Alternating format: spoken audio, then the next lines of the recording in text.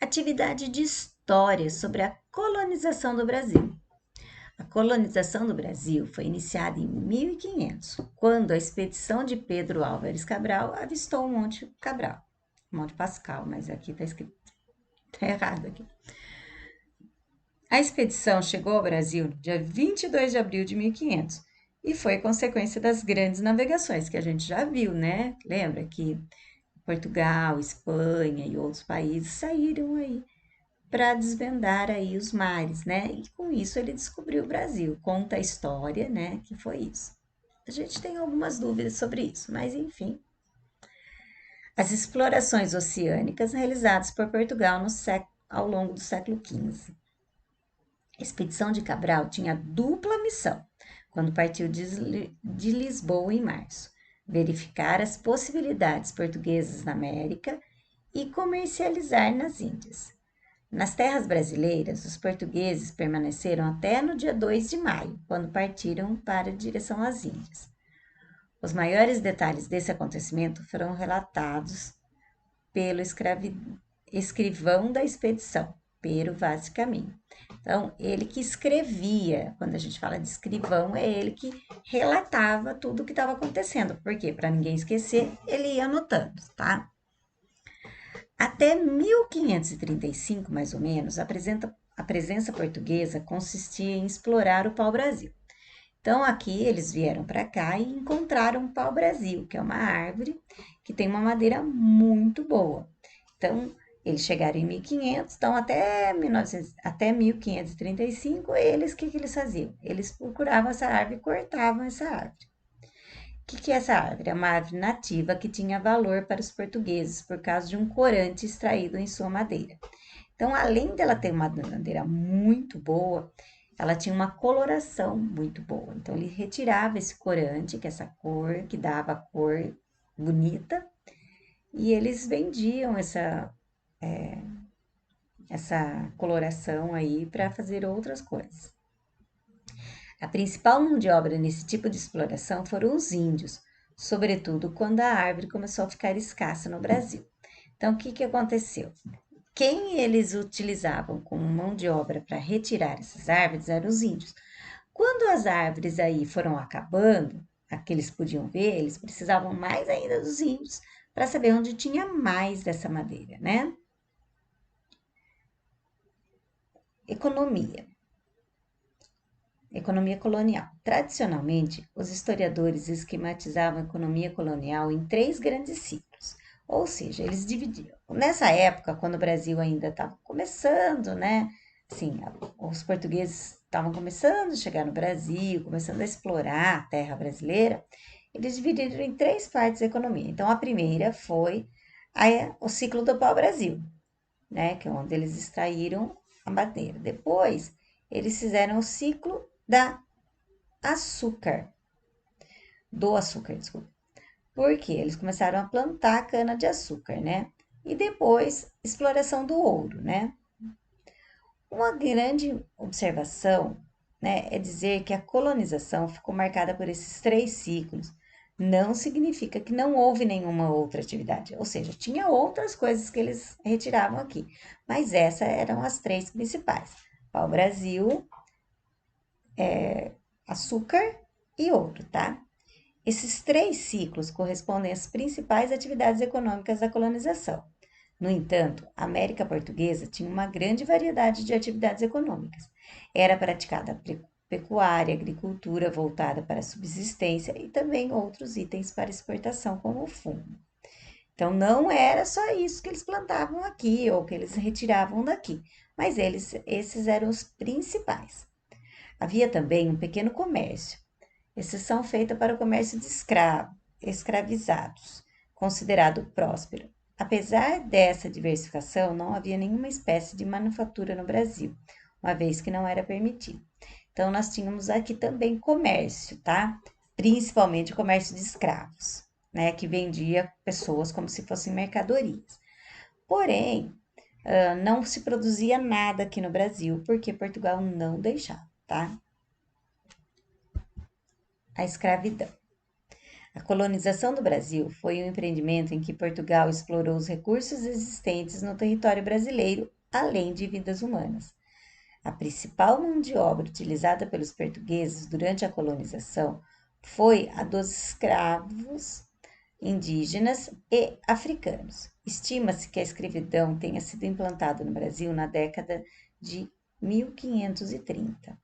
Então, a principal mão de obra, ou seja, quem trabalhava para os portugueses, eram escravos, escravos africanos e indígenas. Então, começou essa escravidão por volta de 1530.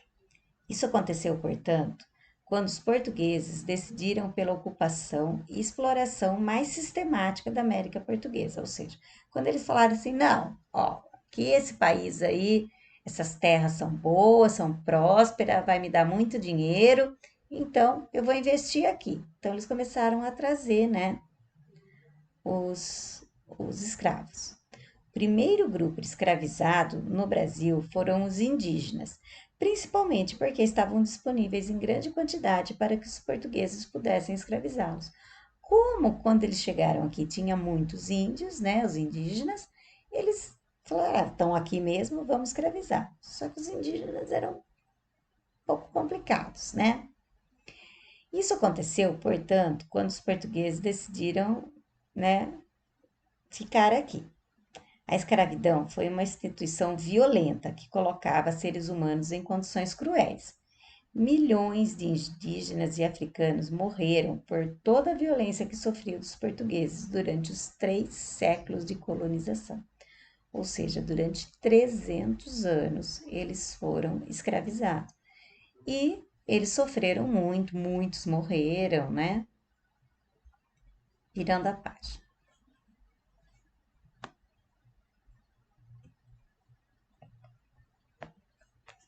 O tráfico negreiro foi uma das atividades mais lucrativas e cruéis da colonização e foi responsável pela chegada de quase 5 milhões de africanos no Brasil. Então, era o que mais dava dinheiro, era o comércio de escravos, tá?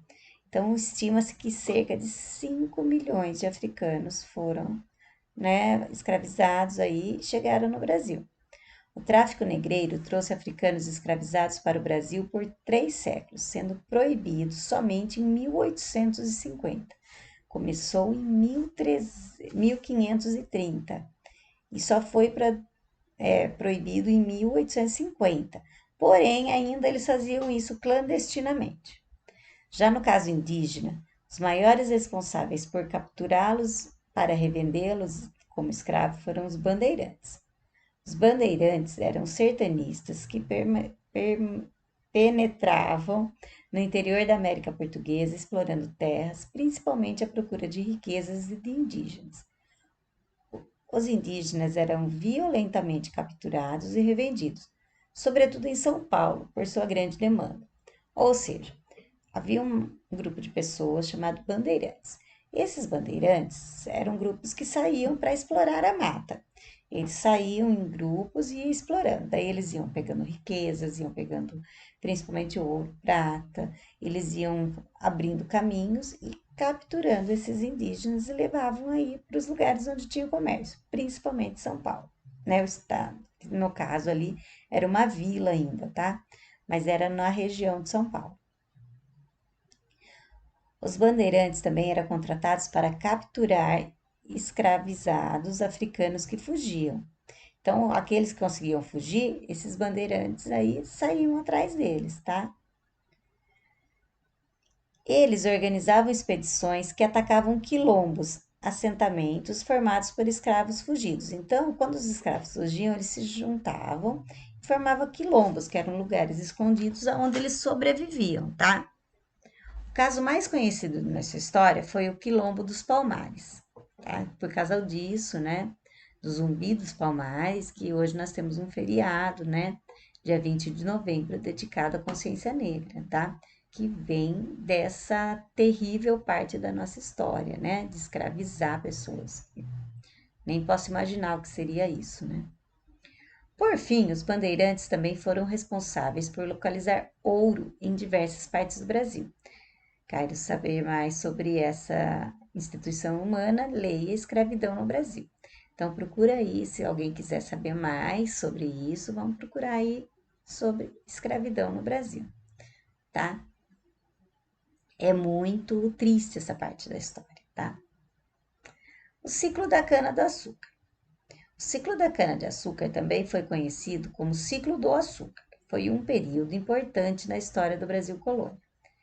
Esse período foi compreendido entre a metade do século XVI e até a metade do século XVIII. No Brasil, o açúcar foi considerado a primeira riqueza agrícola e industrial por muito tempo e também foi a base da economia colonial. A prosperidade estava presente na rotina da lavoura de cana-de-açúcar e meios séculos depois. Houve então a distribuição dos engenhos, totalizando cerca de 256. Então, nessa época, tinha muitos engenhos. Engenho é o lugar onde a planta cana-de-açúcar vira açúcar, né? Fazem a garapa e vira o açúcar, tá? Também a produção de álcool, mas nessa época a produção de álcool era muito pouco.